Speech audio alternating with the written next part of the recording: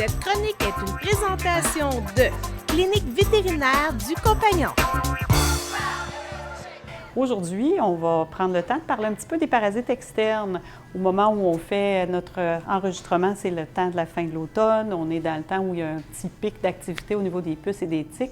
Je vais vous présenter Rebecca, qui est technicienne ici à la clinique, qui va vous expliquer un peu comment ça se passe en consultation pour les explications qu'on peut vous donner sur l'importance de la prévention pour empêcher les puces et les tiques de venir entrer dans notre maison. En fait, aujourd'hui, on va aborder le sujet pour les puces et les tiques.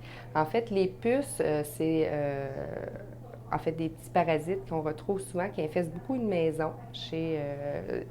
Ça peut devenir infesté beaucoup parce que les puces peuvent pondre 20 à 30 œufs par jour. Donc, ça infeste vite une maison. Ce qui peut entraîner aussi aux animaux des problèmes de santé, comme des problèmes de peau, des problèmes intestinaux. Comment les problèmes intestinaux, en fait, c'est que l'animal va se lécher beaucoup. À ce moment-là, ils vont ingérer des puces et ça peut entraîner des problèmes, des problèmes intestinaux, donc des parasites intestinaux. Les humains aussi peuvent être, en fait, avoir des petits problèmes de peau avec ça. Donc, c'est pour ça qu'on fait une prévention. C'est que la puce peut piquer l'humain et ça va entraîner des petits boutons et de la démangeaison. Donc, pour ça, donc pour la famille au complet, c'est mieux de faire une prévention. Donc, une petite visite avec un nouvel animal avant de le rentrer dans la maison. Il existe en fait plusieurs sortes de traitements pour les puces. Il existe des traitements topiques. Il existe des traitements qu'on donne oralement. Il faut savoir aussi qu'on l'utilise plus souvent en prévention qu'en traitement.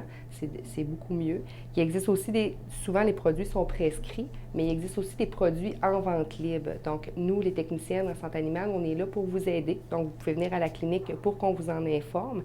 C'est sûr qu'il y a des produits, en fait, qui sont plus toxiques, surtout pour les tiques, en fait, chez le chat.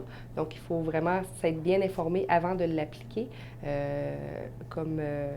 C'est ça. Donc, si le chat ingère le produit, ça peut être toxique pour eux, donc fatal. Souvent, on commence les traitements autant pour les tiques que pour les puces à la fonte des neiges. Pour ce qui est trait des tiques, en fait, on en voit de plus en plus. Les tiques, c'est des petits parasites qui se nourrissent, en fait, d'oiseaux migrateurs, d'oiseaux, des mammifères même, qui se nourrissent sur les humains.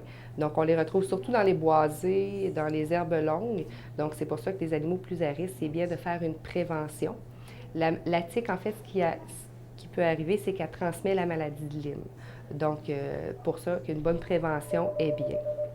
La tique, en fait, qu'est-ce qui se passe? C'est que lorsqu'elle, entre 0 et 4 degrés, lorsqu'elle sort, c'est qu'elle va se mettre sur le haut d'une branche et elle va attendre son hôte. Donc, la personne ou l'animal, pour se nourrir, va sauter sur la personne et l'animal et va prendre un repas.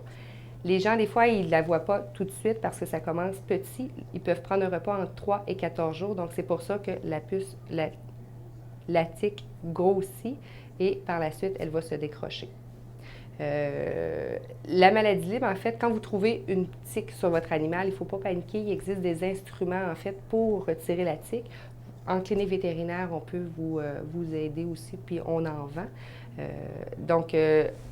On retire la tique et par la suite, on vous recommande fortement de le faire analyser pour être certaine qu'il ne soit pas porteur de la maladie de Lyme. C'est à moindre coût. Donc, on envoie faire analyser la tique pour être certaine que tout est correct. Si jamais, en fait, avant de débuter le traitement, vous ne savez pas trop si votre animal a déjà eu des tiques ou non, il existe en clinique vétérinaire de faire une prise de sang. Ça permet de détecter, en fait, s'il y a des anticorps reliés à la maladie de Lyme à ce moment-là. Donc, avant de commencer le traitement, on peut toujours avoir les résultats assez rapidement. Cette chronique est une présentation de Clinique vétérinaire du Compagnon.